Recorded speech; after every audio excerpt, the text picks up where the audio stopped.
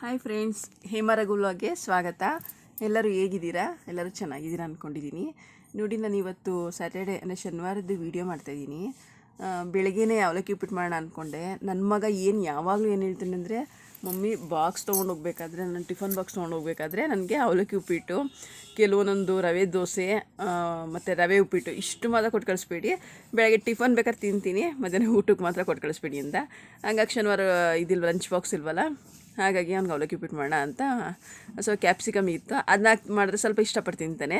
ಇವ್ನು ಈ ಪ್ರಾಬ್ಲಮ್ ಅಂದರೆ, ನಮ್ಮ ಯಜಮಾನ್ರು ಏನಂದರೆ, ನಾನು ಅವಲಕ್ಕಿ ಉಪ್ಪಿಟ್ಟು ತಿನ್ನಬೇಕು ಅಂದರೆ ನನಗೆ ಸಿಹಿ ಅವಲಕ್ಕಿ ಮಾಡ್ಕೊಡ್ಬೇಕು ಅಂತಾರೆ. ಇಬ್ಬರೂ ಒಂದೊಂಥರ ವಿಚಿತ್ರ. ಇಬ್ಬರೂ ಈಗ ಅವಲಕ್ಕಿ ಉಪ್ಪಿಟ್ಟು ಮಾಡಬೇಕು, ಅವ್ರು ತಿನ್ನಬೇಕು ಅಂದರೆ ನಾನು ಇವ್ನಿಗೂ ಹೆಂಗೆ ಬೇಕು ಹಂಗೆ ಮಾಡಬೇಕು, ಅವ್ರಿಗೆ ಹೆಂಗೆ ಬೇಕು ಹಂಗೆ ಮಾಡಬೇಕು. ನಾವೇನು ಮಾಡೋದು, ವಿಧಿ ಇಲ್ವಲ್ಲ, ಮಾಡಲೇಬೇಕು, ತಿನ್ನಲೇಬೇಕು ಏನೋ ಒಂದು ಅಂತೇಳಿ ಈ ಕಡೆ ಹಾಲಿಟ್ಟಿದ್ದು ನಡೆಯೋ ಸಿಹಿ ಅವಲಕ್ಕಿ ಮಾಡಲಿಕ್ಕೆ ಅಂತ ಇಷ್ಟು ಅವಲಕ್ಕಿ ಉಳಿಸ್ಕೊಂಡಿದ್ದೀನಿ. ಮತ್ತು ಏನೇ ಮಾಡಿದ್ರು ನನಗೆ ಉದುದ್ರವಾಗಿರಬೇಕು, ಮುದ್ದೆ ಏನಾರು ಆಗಿಬಿಟ್ರೆ ಇಷ್ಟನೇ ಆಗಲ್ಲ ಫ್ರೆಂಡ್ಸ್. ಇಷ್ಟು ಮಾಡಿ ಅವನಿಗೆ ಟಿಫನ್ ಮಾಡಿ ಕಳಿಸ್ದೆ. ಆಮೇಲೆ ಮಧ್ಯಾಹ್ನಕ್ಕೆ ತೊಗರಿಕಾಳು ಬಿಡಿಸಿಟ್ಟಿದ್ದು, ಹಿಂದಿನ ದಿನವೇ ತಂದಿದ್ರು, ಶುಕ್ರವಾರದಿಂದ ಸ್ವಲ್ಪ ತರಕಾರಿ ಮತ್ತು ತೊಗರಿಕಾಳೆಲ್ಲ ತಂದಿಟ್ಟಿದ್ರು. ಇದೇ ಫಸ್ಟ್ ಟೈಮ್ ತಂದಿದ್ದು ನಮ್ಮ ಮನೆಗೆ ಹಸಿ ತೊಗರಿಕಾಳು. ಅದನ್ನೆಲ್ಲ ಬಿಡಿಸಿಟ್ಟು 1 kg ತಂದಿದ್ರು, 1/4 ಬಿಡಿಸಿಟ್ಟು ನಾನು ಸ್ವಲ್ಪ ಹಾಗೆ ಇಟ್ಟಿದ್ದು, ಬಿಡ್ಸೋಕ್ಕಾಗಲಿಲ್ಲ ಅಂತೇಳಿ ಹಂಗೆ ಇಟ್ಟು.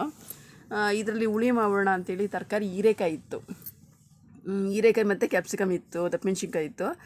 ಬೇಡ, ಹೀರೆಕಾಯಿ ಹಾಕಿ ಹುಳಿ ಮಾಡೋಣ ಅಂತೇಳಿ ಏನು ಮಾಡಿದೆ, ಎಲ್ಲ ಕ್ಲೀನ್ ಮಾಡಿಕೊಂಡು 2-3 ಸಲ ತೊಳೆದೇ ಇದನ್ನ. ಯಾಕೆಂದರೆ ನೀವು ಬಿಡಿಸಿರ್ತೀವಲ್ವ, ತೊಳೆದು ಕುಕ್ಕರ್ಗೆ ಕೂಗಕ್ಕೆ ಇಟ್ಬೋಣ ಅಂತೇಳಿ ಅರಿಶಿನ ಉಪ್ಪು ಹಾಕಿ 2 ವಿಜಲ್ ಹೊಡಿಸ್ದೆ. ಎಲ್ಲರೂ ಹೇಗೆ ಮಾಡ್ತೀರಾ, ನಾವು ಕೂಡ ಹಾಗೆ ಮಾಡೋದು. ಸ್ವಲ್ಪ ಪ್ರೊಸೀಜರ್ಸ್ ಸ್ವಲ್ಪ ಚೇಂಜ್ ಇರುತ್ತೆ ಅಷ್ಟೇ. ಒಬ್ಬರು ಹಾಗೆ ಬೇಯಿಸ್ತಾರೆ, ನಾನು ಕುಕ್ಕರಲ್ಲಿ ಕೂಗಿಸ್ತಾ ಇದ್ದೀನಿ ಅಷ್ಟೇ. ನೀಟಾಗಿ ಒಂದೇ ಸಮ ಬೆಂದಿರುತ್ತಲ್ವ, ನೋಡಿ ಹಿಂಗೆ ಕೂಗಿಸಿಟ್ಕೊಂಡ್ರೆ ತುಂಬ ಸಾಫ್ಟಾಗಿ ಬೆಂದಿರುತ್ತೆ. ಆಮೇಲೆ ಪಾತ್ರೆ ಎಲ್ಲ ಇತ್ತು, ಒಂದ್ಸಲಿ ಪಾತ್ರೆ ತೊಳೆದಿಟ್ಟು ಅಡುಗೆ ಕೈ ಹಾಕಿದ್ರೆ ಸರಿ ಹೋಗುತ್ತೆ ಫ್ರೆಂಡ್ಸ್. ಇಲ್ಲ ಅದಿಲ್ಲ ಇದಿಲ್ಲ ಅಂದ್ಕೊಂಡು ಸುಮ್ಮನೆ ಟೆನ್ಷನ್ ಆಗುತ್ತೆ ಅಂತೇಳಿ ನಾನು ಏನೇ ಮಾಡಬೇಕು ಅಂದರೆ ಫಸ್ಟ್ ಪಾತ್ರೆ ತೊಳೆದು ಬಿಡ್ತೀನಿ, ಆಮೇಲೆ ಅಡುಗೆ ಕೈ ಮಾಡಲಿಕ್ಕೆ ಶುರು ಮಾಡಿದೆ. ನೋಡಿ, ತೊಗರಿಕಾಳು ಬೇಯಿಸಿಟ್ಕೊಂಡು ಮತ್ತು ಹೀರೆಕಾಯಿ ಇತ್ತಲ್ಲ, ಅದನ್ನು ಸಿಪ್ಪೆ ಎಲ್ಲ ಹೊರತು ನೆನೆಸಿ ಸ್ವಲ್ಪ ಹೊತ್ತು ತೊಳೆದು ಎಲ್ಲ ನೆನೆಸ್ಬಿಟ್ಟು ಹೆಚ್ಕೊಂಡೆ. ಮತ್ತು ರುಬ್ಲಿಕ್ಕೆ ಏನೇನು ಹಾಕ್ತೀನಿ ಅಂದರೆ, ಮಾಮೂಲಿ ಸೇಮ್ ಎಲ್ಲ ಹುಳಿ ಮಸಾಲೆನೇ, ಈರುಳ್ಳಿ, ಬೆಳ್ಳುಳ್ಳಿ, ಟೊಮೆಟೊ, ತೆಂಗಿನಕಾಯಿ, ಹುಣಸೆಹಣ್ಣು ಮತ್ತು ಸಾಂಬಾರು ಪೌಡ್ರು ಇಷ್ಟನ್ನು ಹಾಕಿ ನುಣ್ಣಗೆ ರುಬ್ಬಿಟ್ಕೊಂಡು ಹೀರೆಕಾಯಿ ಸಲುವಾಗಿ ಹೀರೆಕಾಯಿನ ತೊಗರಿಕಾಯಿ ಜೊತೆನೇ ಹಾಕಿಟ್ಟಿದ್ರೆ ಬೇಗ ಬೆಂದೋಗ್ಬಿಡುತ್ತೆ ತುಂಬ. ಹಾಗಾಗಿ ಏನು ಮಾಡೋದು, ಒಗ್ಗರಣೆ ಫಸ್ಟ್ ಟೈಮ್ ಆಗ್ಬಿಟ್ಟೆ. ಎಣ್ಣೆ, ಸಾಸಿವೆ, ಈರುಳ್ಳಿ ಹಾಕಿ ಒಗ್ಗರಣೆ ಮಾಡಿ ಹೀರೆಕಾಯಿನ ಹಾಕಿ, ತುಂಬ ಎಳೆ ಹೀರೆಕಾಯಿ ಇತ್ತು, ಹಂಗಾಗಿ ನಾನು ಜಾಸ್ತಿ ಇದನ್ನ ಉರಿಲೂಬಾರ್ದು ಬೇಯಿಸ್ಲೂಬಾರ್ದಪ್ಪ ಅಂತೇಳಿ ಸುಮ್ಮನೆ ಹಾಗೆ ಎಣ್ಣೆಲಿ 1-2 ಸಲ ಫ್ರೈ ಮಾಡಿಬಿಟ್ಟು ಮಸಾಲೆ ಇತ್ತಲ್ಲ, ಮಸಾಲೆ ಹಾಕಿ ಅದು ಹಸಿ ವಾಸನೆ ಹೋಗೋವರೆಗೂ ಹುರಿದು ಅದಕ್ಕೆ ಎಷ್ಟು ನೀರು ಬೇಕು. ನಾನು ಯಾವಾಗಲೂ ಅಷ್ಟೇ ಸಾಂಬಾರೆಲ್ಲ ತೆಳ್ಳಗೆ ಮಾಡೋದು, ಗಟ್ಟಿಗೆ ಮಾಡೋದು ನಮ್ಮ ಮನೆ ತಿನ್ನಲ್ಲ. ಹಾಗಾಗಿ ತೆಳ್ಳಗೆ ಮಾಡಿ ಅದು ಎಲ್ಲ ಉಪ್ಪು ಹುಳಿ ಖಾರ ಎಲ್ಲ ಹಾಕಿ ಕುದಿಲಿಕ್ಕೆ ಅಂತ ಬಿಟ್ಟೆ. ಅದೆಲ್ಲ ಯಾಕಂದರೆ ಇದು ತೊಗರಿಕಾಳು ಆಗಲೇ ತುಂಬ ಸಾಫ್ಟಾಗಿ ಬೆಂದೋಗ್ಬಿಟ್ಟಿದೆ. ನಾನು ಇದನ್ನು ಜೊತೆಗೆ ಹಾಕಿ ಮತ್ತೆ ಬೇಯಿಸಿದ್ರೆ ಫುಲ್ಲು ಸಾಫ್ಟ್ ಆಗಿಬಿಡುತ್ತೆ ಅಂತೇಳಿ ಇದು 75 to 80% ಇದನ್ನ ಕುದಿಸಿದ್ಮೇಲೆ ಆಮೇಲೆ ಬೆಂದಿರೋ ತೊಗರಿಕಾಳು ಇರುತ್ತಲ್ಲ ಕುಕ್ಕರಲ್ಲಿ, ಅದನ್ನು ಹಾಕಿ ಆಮೇಲೆ ಏನು ಬೇಕು ಉಪ್ಪು ಹುಳಿ ಖಾರ ಎಲ್ಲ ನೋಡಿ, ಏನಾದ್ರು ಅಕಸ್ಮಾತ್ ಕಡಿಮೆ ಇದ್ದರೆ ಎಲ್ಲ ಕರೆಕ್ಟಾಗಿತ್ತು. ಸಾಲ್ಟ್ ಒಂದು ಕಡಿಮೆ ಇತ್ತು, ನಾನು ಯಾವಾಗಲೂ ಅಷ್ಟೇ ಇದಕ್ಕೆ ಮಾತ್ರ ಸಾಲ್ಟ್ ಹಾಕಿದ್ದೆ, ಇದಕ್ಕೆ ಸ್ವಲ್ಪ ಸಾಲ್ಟ್ ಹಾಕಿದ್ದೆ. ಎರಡು ಮಿಕ್ಸ್ ಮಾಡಿ ಟೇಸ್ಟ್ ನೋಡಿದಾಗ ಸಾಲ್ಟ್ ಸ್ವಲ್ಪ ಕಡಿಮೆ ಇತ್ತು. ಹಾಗಾಗಿ ಸ್ವಲ್ಪ ಸಾಲ್ಟ್ ಹಾಕಿ ಇನ್ನೊಂದು 2 ಮಳೆ ಮಳಿಸಿದ್ರೆ ಸಾಂಬಾರು ರೆಡಿ ಆಗುತ್ತೆ. ಯಾಕಂದರೆ ಜಾಸ್ತಿ ಕುದಿಸ್ಬಾರ್ದು. ಹೀಗಾಗಿ ಆಲ್ರೆಡಿ ಇದು ಬೆಂದಿದೆ, ಇದನ್ನು ಬೇಯಿಸಿದ್ದೀವಲ್ಲ ಮಸಾಲೆ ಎಲ್ಲ, ಇದೆರಡು ಮಿಕ್ಸ್ ಮಾಡಿದ್ಮೇಲೆ ಏನು ಬೇಕು ನೋಡ್ಬಿಟ್ಟು ನೋಡಿ ತೆಳ್ಳಿಗೆ ಮಾಡಿದ್ದೀನಿ ಸಾರು.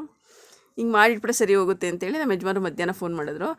ಕಡಲೆಕಾಯಿ ಪರಿಷೆ ಅಂತ ಬಸವನಗುಡಿಲಿ ವರ್ಷ ನಡೆಯುತ್ತೆ, ಕಾರ್ತಿಕ ಸೋಮವಾರದಲ್ಲಿ ನಡೆಯುತ್ತೆ. ಕೆಲವು ಸಲ 3ನೇ ಸೋಮವಾರ ಬರುತ್ತೆ, ಕೆಲವು ಸಲ 4ನೇ ಸೋಮವಾರ ಬರುತ್ತೆ. ಅಡುಗೆ ಮಾಡಿಟ್ಬಿಡು ಹೋಗೋಣ ಸಂಜೆಗೆ ಅಂತ. ಶುಕ್ರವಾರ ನೆನ್ನೆ ಹೋಗೋಣ ಅಂತ ಹೇಳಿದ್ರು, ನೆನ್ನೆ ಆಗಲ್ಲ ಅಂದೆ. ಆಮೇಲೆ ಭಾನುವಾರ ಅಂತ ಮಾತಾಡ್ಕೊಂಡು ಆಮೇಲೆ ಹೇಳಿದ್ರು ತುಂಬ ಕ್ರೌಡ್ ಇದೆ, ಈಗಲೇ ಅವ್ರು ಆ ಕಡೆ ಬಾಡಿಗೆ ಹೋಗಿದ್ರಂತೆ. ಶನಿವಾರ ಬೆಳಗ್ಗೆ ತುಂಬ ರಶ್ ಇದೆ, ಭಾನುವಾರ ಸಿಕ್ಕಾಬಿಟ್ಟೆ ರಶ್ ಆಗುತ್ತೆ, ನಿಂತ್ಕೊಳ್ಳೋಕೆ ಜಾಗ ಇರಲ್ಲ, ಶನಿವಾರನೇ ಹೋಗ್ಬಿಟ್ಟು ಬಂದ್ಬಿಡೋಣ, ರೆಡಿಯಾಗಿರಿ ಅಂತ ಹೇಳಿದ್ರು. ಹಾಗಾಗಿ ಅವ್ರು ಬರೋ ತನಕ ನಾವು ಎಲ್ಲ ಅಡುಗೆ ಎಲ್ಲ ಮಾಡಿ ಎಲ್ಲ ಕೆಲಸ ಮುಗಿಸಿ ರೆಡಿಯಾಗಿ ಹೊರಟು. ನೋಡಿ, 2 ವೀಲರಲ್ಲಿ ಹೋದೋ, 2 ವೀಲರ್ ನಿಲ್ಸೋಕ್ಕೂ ಕೂಡ ಅಲ್ಲಿ ಪಾರ್ಕಿಂಗ್ ಸಿಗೋಲ್ಲ. ಒಂದು 2-3 ಕಿಲೋಮೀಟರ್ ಸರೌಂಡಿಂಗ್ ಏನೂ ಅಲ್ಲಿ ಜಾಗ ಸಿಗೋಲ್ಲ. ಹಾಗಾಗಿ ನಮ್ಮ ಅಮ್ಮನ ಮನೆ ರೋಡು ಹೋಗ್ಬೇಕಾದ್ರೆ ನಿಲ್ಲಿಸ್ಬಿಟ್ಟು ಹೋದ್ರೆ, ಅವ್ರ ಮನೆ ಹತ್ರ ಪಾರ್ಕಿಂಗಲ್ಲಿ ನಿಲ್ಲಿಸ್ಬಿಟ್ಟು ಹೋದರೆ ಸರಿ ಹೋಗುತ್ತೆ ಅಂತೇಳಿ ನಿಲ್ಲಿಸ್ಬಿಟ್ಟು ಅಲ್ಲಿಂದ ಒಂದು 1/2 ಕಿಲೋಮೀಟ್ರ್ ಆಗ್ಬೋದೇನೋ ನಡ್ಕೊಂಡೋದು. ನೋಡಿ, ಇಲ್ಲಿಂದನೇ ಶುರು ಆಗುತ್ತೆ. ಇದು ಪ್ರತಿ ವರ್ಷವೂ ಕಾರ್ತಿಕ ಮಾಸದಲ್ಲೇ ನಡೆಯುತ್ತೆ. ಬಸವನಗುಡಿ ದೊಡ್ಡ ಬಸವಣ್ಣನ ದೇವಸ್ಥಾನ ಹತ್ರ ದೊಡ್ಡ ಗಣೇಶನ ದೇವಸ್ಥಾನ ಮತ್ತು ದೊಡ್ಡ ಬಸವಣ್ಣನ ದೇವಸ್ಥಾನ ಇದೆ. ಇದಕ್ಕೆ ಇತಿಹಾಸನೇ ಇದೆ, ಏನೋ ಕಥೆಗಳೆಲ್ಲ ಇದೆ. ನಾವು ಚಿಕ್ಕವರಿರಬೇಕಾದ್ರೆ ಸ್ಕೂಲ್ ಡೇಸಲ್ಲೆಲ್ಲ ಕರ್ಕೊಂಬರ್ತಿದ್ರಲ್ಲ, ಆವಾಗ ಹೇಳೋರು, ನಮಗೂ ಗೊತ್ತಿರಲಿಲ್ಲ ಅವಾಗ ಹೇಳೋರು ಬಂದು ಕಡಲೆಕಾಯಿ ಬೀಜ ಎಲ್ಲ ಸಿಪ್ಪೆ ಇಲ್ಲ ಬಸವಣ್ಣ ರಾತ್ರಿನೇ ಬಂದು ತಿನ್ಬಿಟ್ಟು ಹೊಟ್ಟೋಗ್ಬಿಡ್ತಾನೆ, ಏನೋ ಸತ್ಯ ಇದೆ ಅಂತ ಅವಾಗಲೆಲ್ಲ ಕತೆ ಹೇಳೋರು ಒಟ್ಟಿಗೆ. ಹಂಗಾಗಿ ನಾವು ಅಲ್ಲಿ ಕಡಲೆಕಾಯಿ ತೊಗೊಂಡು ಅಲ್ಲೇ ತಿಂದು ಒಂದೆರಡು ಸಿಪ್ಪೆನಾರು ಬಿಟ್ಟು ಬರಬೇಕು ನಾವು ಹೋಗಿದ್ದು ಅಂತ ಅನ್ನೋದಕ್ಕೆ ಒಂದು ಕತೆ ಅನ್ನೋದಿದೆ.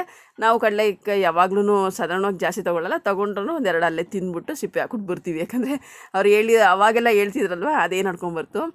ಮತ್ತು ನಮ್ಮ ಸ್ಕೂಲ್ ಡೇಸಲ್ಲಿ ನಾವು ಜಾಸ್ತಿ ಬರ್ತಿರ್ಲಿಲ್ಲ, ಕಡಿಮೆನೇ. ಕಾಲೇಜ್ ಡೇಸಲ್ಲಿ ಬರೋವು. ಅವಾಗೇನು ಮಾಡ್ತಿದ್ರು ನಮ್ಮ ಮನೇಲಿ ಮಧ್ಯಾಹ್ನ ಕರ್ಕೊಂಬಂದ್ಬಿಡೋರು. ಇನ್ನು ಸಂಜೆ ಆದರೆ ತುಂಬ ರಶ್ ಆಗಿದೆ. ಅವಾಗೆಲ್ಲ ಇಷ್ಟೊಂದು ಇರ್ತಿರ್ಲಿಲ್ಲ ರಶ್ಶು.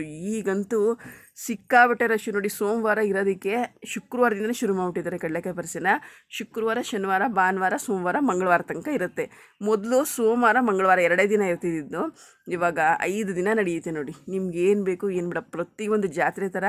ನೀವು ಈ ಕಡೆ ಹೋದರೆ, ಈ ಕಡೆ ಒಂದು ದೊಡ್ಡ ರೋಡ್, ಮೇನ್ ರೋಡ್ ಇದೆ, ಆಫ್ ಮಾಡಿಬಿಟ್ಟಿದ್ದಾರೆ. ಒಂದು ಸೈಡ್ ಹೋಗ್ಲಿಕ್ಕೆ, ಒಂದು ಸೈಡ್ ಬರಲಿಕ್ಕೆ. ಏನು ಬೇಕು ಏನು ಇಲ್ಲ ಅನ್ನೋಂಗಿಲ್ಲ, ಎಲ್ಲ ಥರನೂ ಸಿಗುತ್ತೆ. ಕಾಲೇಜ್ ಹುಡುಗಿರು, ಫ್ಯಾಮಿಲೀಸು, ಹುಡುಗರು, ಚಪ್ಪಲಿಂದ ಹಿಡ್ದು ಟಾಪ್ಸಿಂದ ಹಿಡ್ದು ಮನೆ ಸಾಮಾನು, ಈ ಒಂದು ಅರ್ಧ ಕಿಲೋಮೀಟ್ರ್ವರೆಗೂ ನಿಮ್ಗೆ ಏನು ಬೇಕು. ಇಲ್ಲಿಂದ ನಾವು ಅಲ್ಲಿ ಅಷ್ಟು ದೂರ ನಾವು ಫುಲ್ಲು ಸ್ವಲ್ಪ ಅರ್ಧಕ್ಕೆ ಮಾತ್ರ ನಡ್ಕೊಂಡೋದು. ಅಷ್ಟು ನಡ್ಕೊಂಡು ಹೋಗೋ ತನಕ ನಮಗೆ ಸುಸ್ತಾಗೋಯ್ತು. ಅಪ್ಪ ಏನೂ ಬೇಡಪ್ಪ ಅಂತ.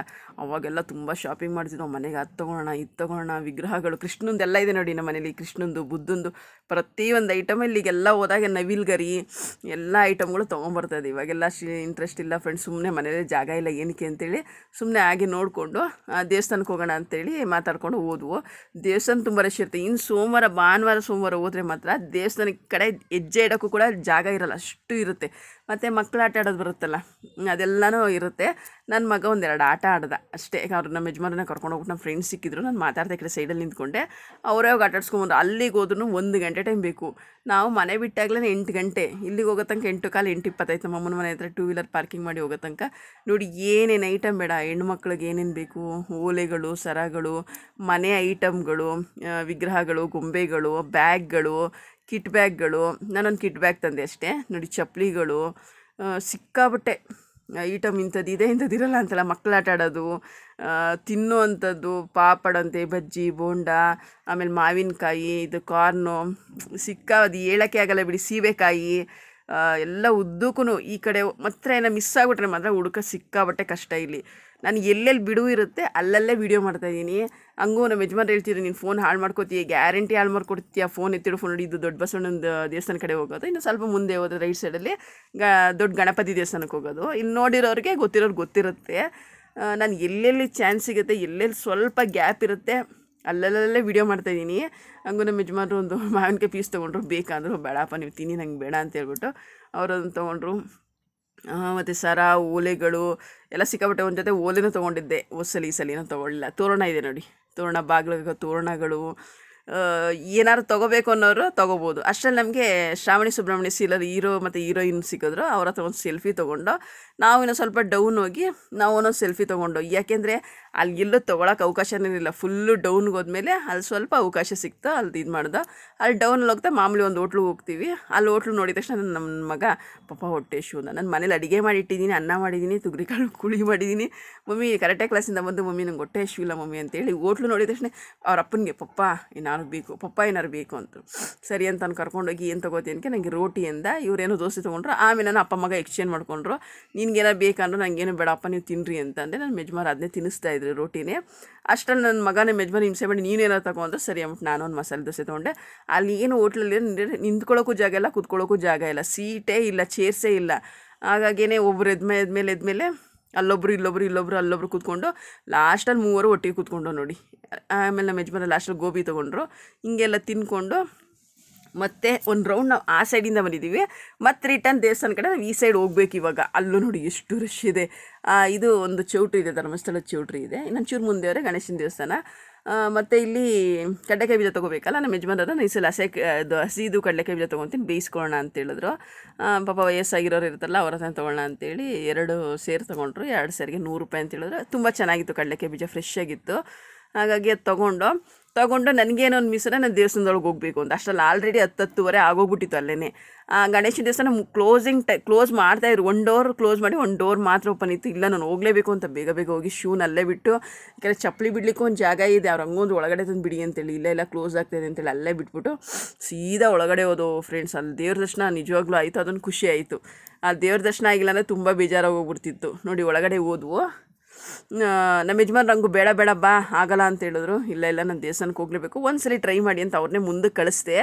ಅವ್ರು ಹೋದ್ರು, ಬನ್ನಿ ಅಂತ ಹೇಳಿದ್ರು. ಸರಿ ಅಂತೇಳಿ ಶೂ ಬಿಟ್ಟು ಬೇಗ ಬೇಗ ಹೋದೋ. ಒಳಗಡೆ ವೀಡಿಯೋ ಮತ್ತು ಫೋಟೋ ಎರಡು ಮಾಡೋಂಗಿಲ್ಲ, ಅದು ಬೋರ್ಡ್ ಹಾಕಿದ್ರು. ಸುಮ್ಮನೆ ಯಾಕೆ ಅಂತೇಳಿ ನಾನು ಸುಮ್ಮನೆ ಒಳಗಡೆ ಹೋಗಿ ಇಷ್ಟು ತೊಗೊಂಡು. ನೋಡಿ ದೊಡ್ಡ ಗಣೇಶನಿಗೆ ಏನೂ ಅಲಂಕಾರ ಮಾಡಿಲ್ಲ, ನಾಳಿದ್ದು ಮಾಡ್ತಾರೆ. ನಾಳೆ ಸೋಮವಾರ ಮಾಡ್ತಾರೆ, ಸಿಕ್ಕಾಬಟ್ಟೆ ಚೆನ್ನಾಗಿ ಮಾಡ್ತಾರೆ. ಬಸವಣ್ಣನ ದೇವಸ್ಥಾನನೂ ಅಷ್ಟೇ. ಇನ್ನೊಂದ್ಸಲ ನೆಕ್ಸ್ಟ್ ಟೈಮ್ ಹೋದಾಗ ಅದು ವೀಡಿಯೋ ಕ್ಲಿಪ್ಪಿಂಗ್ ತೊಗೊಂಡು ಹಾಕ್ತೀನಿ. ಆಮೇಲೆ ಹಂಗೂ ಬಸವಣ್ಣನ ದೇವಸ್ಥಾನಕ್ಕೆ ಹೋಗೋಣ ಅಂತ ಅಲ್ಲಿ ಆ ಕಡೆಯಿಂದ ಬರ್ತಾಯಿದ್ರು. ಅವ್ರನ್ನ ಕೇಳಿದೆ, ಇಲ್ಲ ಕ್ಲೋಸ್ ಆಗಿಬಿಟ್ಟಿದೆ ಆಲ್ರೆಡಿ ಅಂತ ಹೇಳಿದ್ರು. ಸರಿ ಅಂತೇಳಿ ವಾಪಸ್ ಅಲ್ಲಿಂದ ಹೊರಡೋ ತನಕ ನಮಗೆ ಈ ಕಡೆಯಿಂದ ಹೋಗಿ ಆ ಕಡೆ ಬರೋ ತನಕ ತುಂಬ ಸುಸ್ತಾಗ್ಬಿಟ್ಟಿತ್ತು ಫ್ರೆಂಡ್ಸ್, ಸಿಕ್ಕಾಬಿಟ್ಟೆ ಸುಸ್ತಾಗ್ಬಿಟ್ಟು. ಅಷ್ಟು ಸ್ವಲ್ಪ ಗ್ಯಾಪ್ ಇತ್ತು. ನನ್ನ ಮಗ ಪಾಪ ಮಮ್ಮಿ ನಿಂತ್ಕೊಳ್ಳಿ ನಿಮ್ಮ ಫೋಟೋ ತೆಗಿತೀನಿ ಅಂತೇಳಿ ಫೋಟೋ ತೆಗ್ದು ನಮಗೆ ಅಷ್ಟರಲ್ಲಿ ಇಂಟ್ರೆಸ್ಟೆಲ್ಲ ಹೊಟ್ಟೋಗ್ಬಿಟ್ಟಿತ್ತು. ಫೋಟೋನು ಬೇಡಪ್ಪ ಏನೂ ಬೇಡಪ್ಪ, ಹೋದ್ರೆ ಸಾಕು ಅಂತ. ಯಾಕೆಂದರೆ ಒಂದು ಕಡೆಯಿಂದ ನಾವು ಮೂವರು ಕೈ ಹಿಡ್ಕೊಂಡೋಗಿ ಹೆಂಗೆ ಬಂದಿದ್ದೀವಿ ಅಂತ ಗೊತ್ತಿಲ್ಲ, ಅಷ್ಟು ರಶ್ ಇರುತ್ತೆ, ಸಿಕ್ಕಾಬಿಟ್ಟೆ ರಶ್. ನಾಳೆ ಹೋದ್ರಂತೂ ದೇವರೇ ಗತಿ ಅಮ್ಕ, ಅಷ್ಟು ರಶ್ ಇರುತ್ತೆ. ನೋಡಿ ಇದು ಲಾಸ್ಟ್ ಇಯರ್ ಫೋಟೋ ಶೇರ್ ಮಾಡ್ತೀವಿ. ಇದೂ ಅಷ್ಟೇ, ನಾವು ಇವತ್ತು ಸ್ವಲ್ಪ ಬೇಗ ಬಂದಿದ್ದೀವಿ. ಲಾಸ್ಟ್ ಇಯರ್ ಅದೇ ದಿನ ಹೋಗಿದ್ದು ಅನ್ಸುತ್ತೆ. ಆವಾಗಲೂ ಸಿಕ್ಕಾಬಿಟ್ಟೆ ರಶ್ ಇತ್ತು. ಹಂಗೂ ಡೌನ್ ಹೋಗಿ ಅಲ್ಲೂ ಫೋಟೋ ಶೂಟ್ ಮಾಡಿಕೊಂಡು ಬಂದಿದ್ವಿ. ಸರಿ ಸಾಕಪ್ಪ ಇನ್ನು ಹೊರಡೋಣ ಅಂತೇಳಿ ಹೊರಡ್ತಾ ಇದ್ದೀವಿ. ನೋಡಿ ಹೊರಡ್ತಾ ಇರೋದೇ ದಾರಿನೇ ಸಿಗ್ತಾಯಿಲ್ಲ ನಮಗೆ. ಕೊನೆಗೆ ಅಲ್ಲಿ ಜ್ಯೂಸ್ ತೊಗೊಳ್ಳೋಣ ಅಂದರೆ ಲೇಟ್ ಆಗಿಬಿಡ್ತು. ಹೋಟ್ಲಲ್ಲಿ ತುಂಬ ರಶ್ ಇತ್ತು ಅಂತೇಳಿ ನಮ್ಮ ಮನೆಗೆ ಹೋಗ್ತಾರೆ ಊಟಲ್ಲಿ ಮುಂದೆ ಹೋಗಿ ಜ್ಯೂಸ್ ಕುಡಿದ್ವಿ. ಯಾಕೆಂದರೆ ಊಟ ಮಾಡಿದ್ವಲ್ಲ ಸುಸ್ತಾಗ್ತಿದ್ದು, ಬಾಯಾರಿಕೆ ತುಂಬ ಆಗ್ತಿತ್ತು. ನೀರು ಬೇರೆ ತಂದಿರಲಿಲ್ಲ ನಾನು. ಅಷ್ಟರಲ್ಲಿ ಯಜಮಾನ ಬನ್ನಿ ಜ್ಯೂಸ್ ಕುಡಿಸ್ತೀನಿ ಅಂತ ಹೇಳಿದ್ರು. ಜ್ಯೂಸ್ ಕುಡ್ಕೊಂಡು ಮನೆಗೆ ಹೋದ ತನಕ 11:30 ಆಯಿತು. ನೋಡಿ ಎಲ್ಲ ಅಂಗಡಿಗಳು ಕ್ಲೋಸ್ ಆಗಿದೆ. ನಮ್ಮ ಏರಿಯಾದಲ್ಲಿ ಎಲ್ಲ ಅಂಗಡಿಗಳು ಎಲ್ಲ ಕ್ಲೋಸ್ ಆಗಿದೆ. ಮತ್ತು ಜನ ಮಾತ್ರ ಓಡಾಡ್ತಾನೇ ಇದ್ದರು, ಅಲ್ಲೊಬ್ರು ಇಲ್ಲೊಬ್ಬರು. 11:30 ಆಗಿತ್ತು ಅನ್ಕೋತೀನಿ ಇದಾಗಿತ್ತು. ಮಾತ್ರ ತುಂಬ ಚೆನ್ನಾಗಿತ್ತು ಕಡಲೆಕಾಯಿ ಪಲ್ಯ. ಯಾರು ಹೋಗಬೇಕು ಅಂತಿದ್ರೆ ಇನ್ನೂ ಮಂಗಳವಾರದವರೆಗೂ ನಡೆಯುತ್ತೆ, ಹೋಗಿ ಬನ್ನಿ ಫ್ರೆಂಡ್ಸ್, ಚೆನ್ನಾಗಿರುತ್ತೆ. Thank you, bye friends.